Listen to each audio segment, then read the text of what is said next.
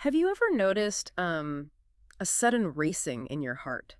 Or maybe a tightness right in the center of your chest? Oh, yeah. And you just feel utterly confused about what you're actually feeling in that moment. Right, like you can't put your finger on it. Exactly. Or, I mean, think about the flip side of that. Have you ever instantly snapped, I'm just tired or I'm fine, simply to avoid a messy, complicated conversation? Oh, absolutely. I think we all have our go-to phrases for that.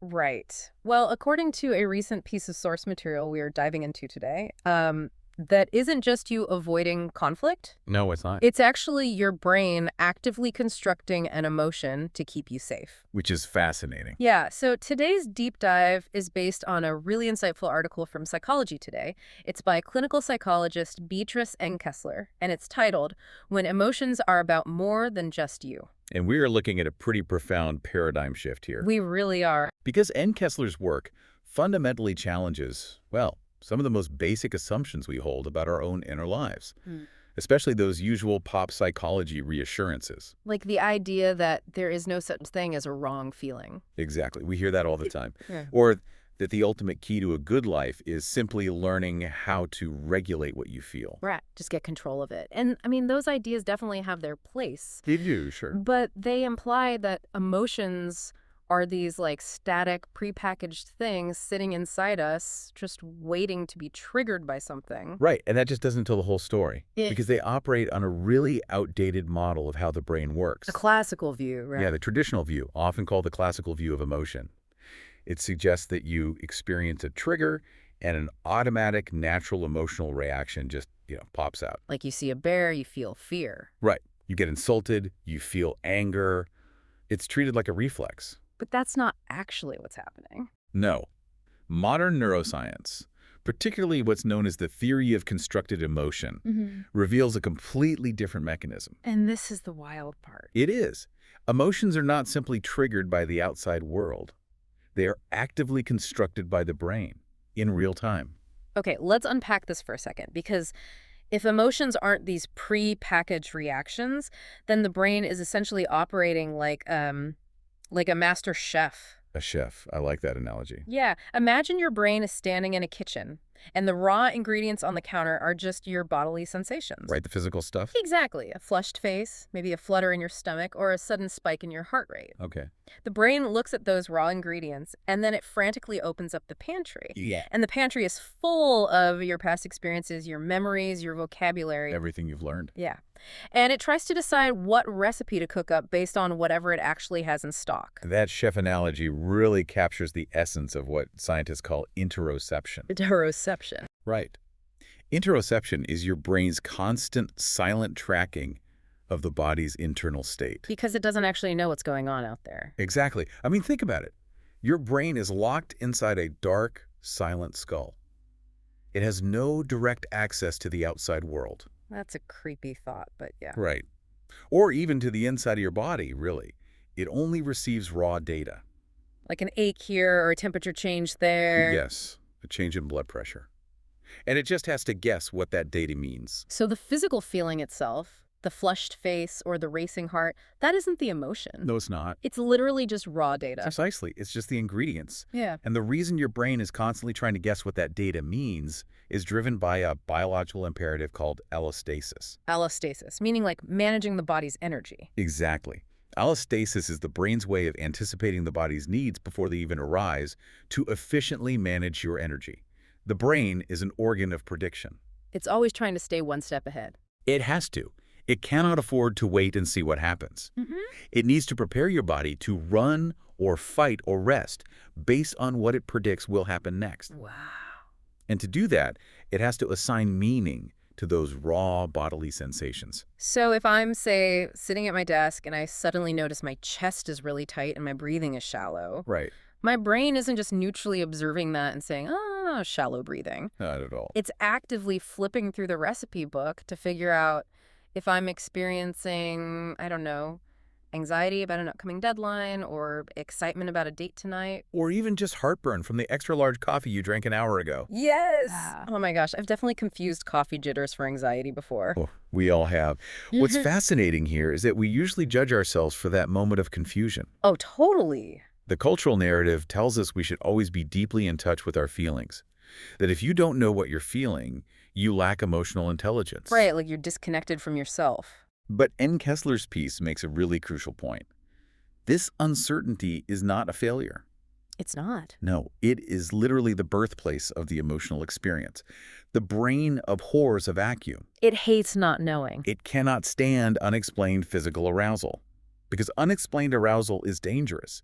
It means the brain doesn't know how to allocate your body's resources. So it rushes to figure it out. Exactly. Yeah. So it uses your past experiences and your immediate environment to fill in the blanks as fast as it can. Let me push back on this a bit, though, Sure. because, okay, if my heart is pounding, my jaw is set, and my fists are clenched because someone just cut me off in traffic and flipped me off. Classic road rage. Right. Isn't that just objectively anger? I mean, how can the brain be guessing or constructing what it feels in such an obvious, universally understood moment? I get why it feels that way. Yeah. But that is the illusion of a system working so quickly and seamlessly that it feels objective. It's just working that fast. Yes. Hmm.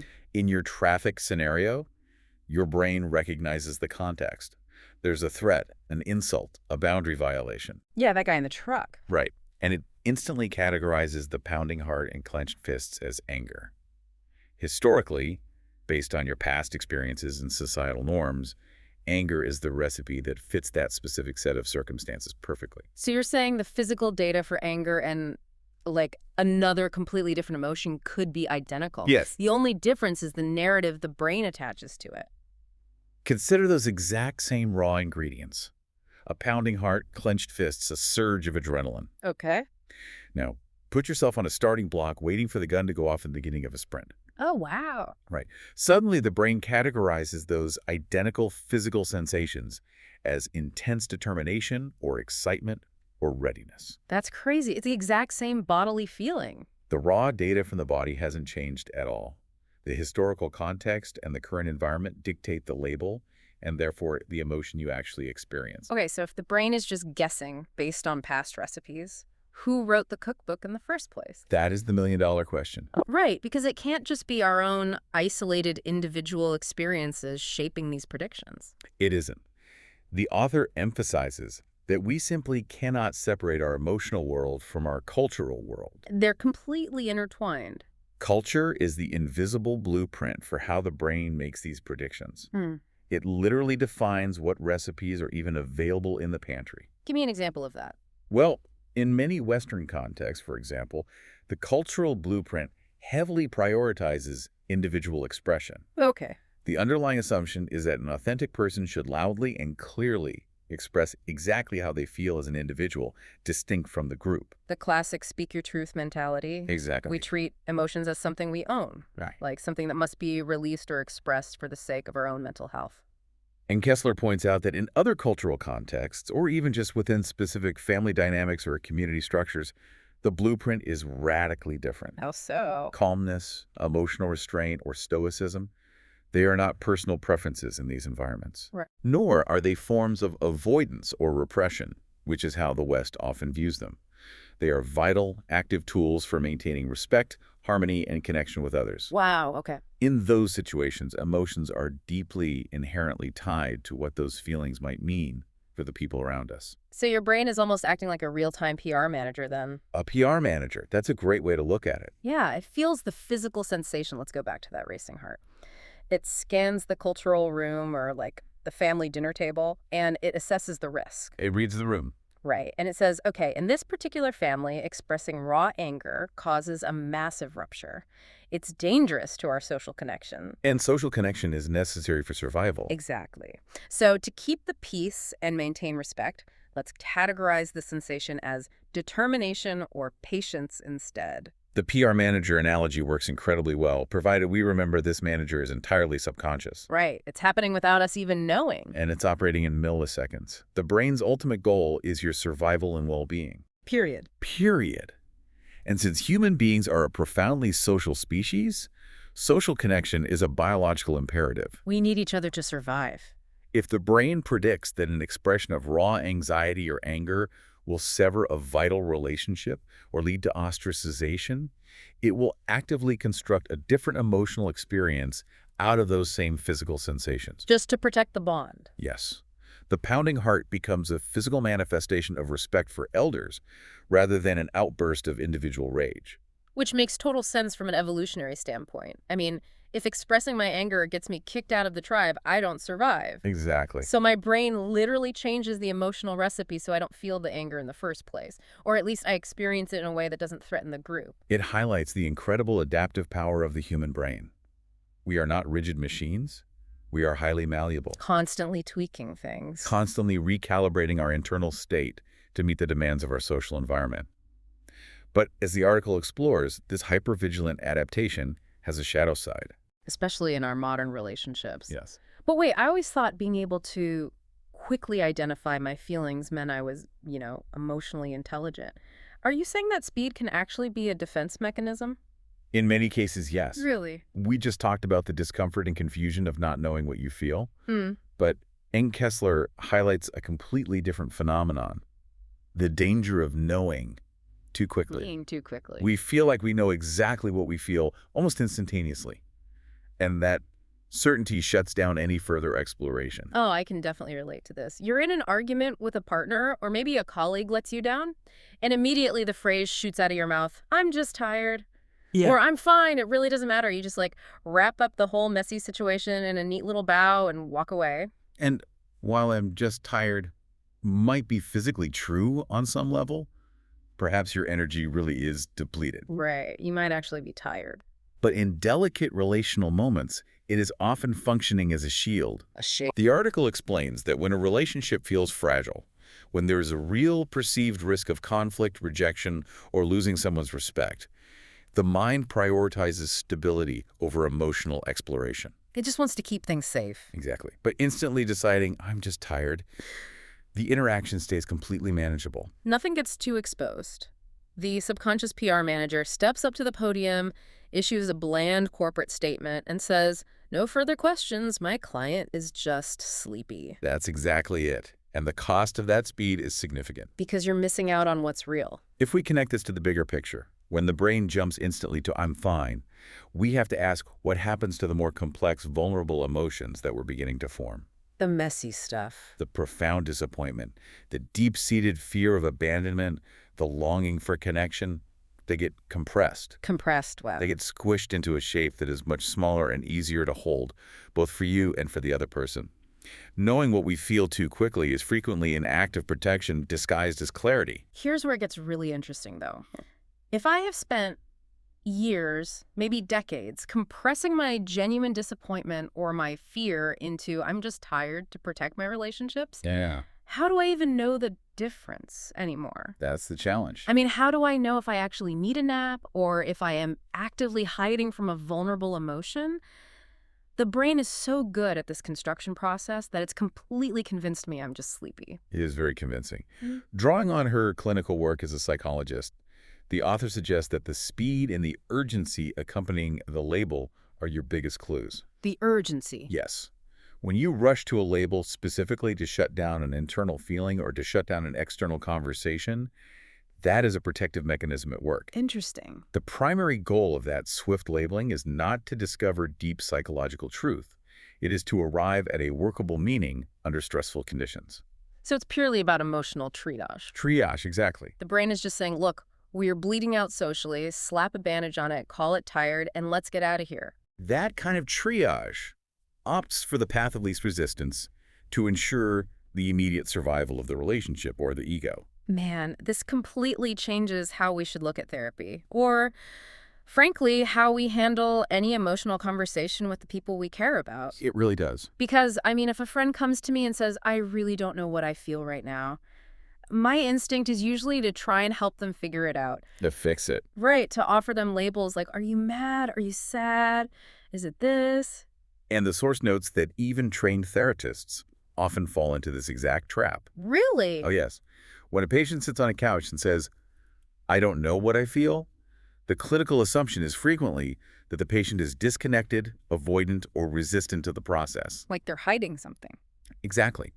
And conversely, when a patient says, "I'm fine," with extreme certainty, the assumption might be that they've processed the event and reached a resolution. Oh, because they sound so sure of themselves. Right, but Ng Kessler argues that neither is necessarily true. Both Utter confusion and lightning-fast certainty are just the mind trying to cope with the specific conditions it finds itself in at that exact moment. So if the problem is either, drawing a complete blank or being way too quick to judge and slap a label on things, Yes. how do we actually uncover what is going on underneath? That's the work. If we return to our chef analogy, how do we figure out what meal we are actually supposed to be cooking without burning the entire kitchen down? By consciously resisting the urge to force an immediate answer. Just wait. The solution, according to the psychological framework in the article, is creating profound psychological safety. Okay. You have to cultivate the ability to stay with the ambiguous experience a little bit longer than is comfortable. That sounds hard.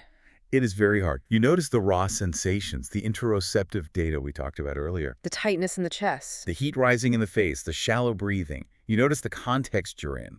Who are you with? What are the stakes? And you consider the possible meanings without demanding that your brain produce an immediate conclusion. You just let the raw ingredients sit on the counter for a minute. Yes. You stop the PR manager from running to the podium. You give the system time to process. When you hold that kind of space for yourself, or when a therapist holds that space for a client, Yeah. approaching the physical sensations with curiosity instead of urgency, the emotions often begin to clarify on their own. They just kind of resolve. They do. Yeah. And the article makes a beautiful, nuanced point here. The emotions don't clarify because they were hidden deep inside you like some buried treasure you finally managed to dig up. Which is how we always picture it. Right. Yeah. But they clarify because they were still taking shape. Oh, wow. That is a massive distinction. It changes everything. The emotion wasn't a pre-existing thing I was suppressing. It was literally under construction. And my urgency to label it was interrupting the building process. Precisely. By tolerating the discomfort of not knowing, you give the brain the time, the safety, and the expanded context it needs to finish constructing a more accurate, nuanced emotion. That makes so much sense. You allow it to move past the superficial protective labels and build something that genuinely reflects your internal state and your values. So what does this all mean for you listening right now? Yeah. Next time you feel that vague, ambiguous tightness in your chest, or, you feel the sudden, intense urge to instantly deflect a conversation with, I'm fine. Stop. Stop. Don't rush to label it. Don't compress it. Just sit with the raw ingredients. Notice your heart rate. Notice your breathing. Let the recipe develop. The emotion isn't hiding. It's just still baking. I love that. And that brings us to the ultimate paradigm shift offered by this psychological framework. Okay, let's hear it. We spend our entire lives asking ourselves the standard question, what emotion is this? All the time. We treat our inner lives like a multiple choice test where there is only one correct answer to be found. Right. A, B, or C. But based on the neuroscience of constructed emotion, the reality of allostasis, and the deep influence of our cultural blueprints, that is fundamentally the wrong question to ask. So if what emotion is this is the wrong question, what should we be asking instead? We should be asking, what could this mean given my history, my context, and what matters to me right now? What could this mean? Yes. Emotions ultimately are not passive reactions to an objective world. They are the fundamental way we actively make sense of that world. That's powerful. They are the meaning we attach to our physical existence in any given moment.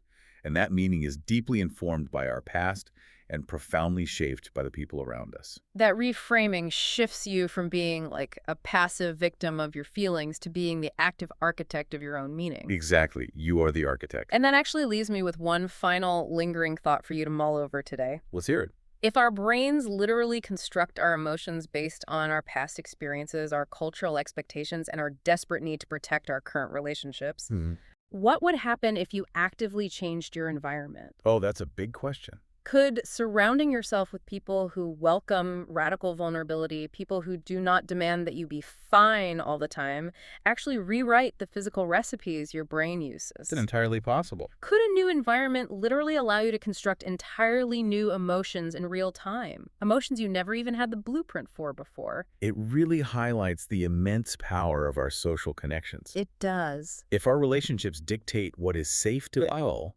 then changing who we feel safe with could quite literally change the entire architecture of our inner lives. Your feelings aren't just yours. They belong to the spaces and the people you share them with.